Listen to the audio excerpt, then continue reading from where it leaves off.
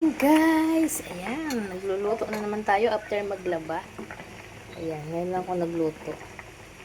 Luto na yung tinola at sakto na ang lasa niyan. Timplado na yan, guys. Ayan. Tingnan natin kung luto na ang ating sayute. Matigas pa, guys. Konting minuto pa. Wala na daong sili, kaya maglasa naman yan kasi ito, meron tayong nilagay na dalawang siling haba. Ayan, ang ating tinola, lalaki ng tipak. Ulam na namin yan, guys, hanggang gabi. Hanggang hapunan namin yan.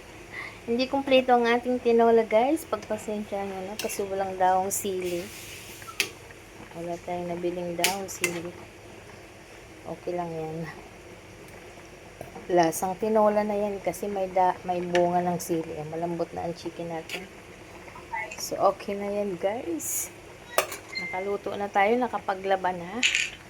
Hindi pa ako nakalinis. Linis na lang ang ating gagawin. Kasi inuna ko maglaba dahil para matuyo ba. Para makasabay sa araw. Kasi mamayang hapon paano na yung araw. Palubog na. Okay na yan. I-off na natin. Takpan ko na at i-off ko na yung kalan.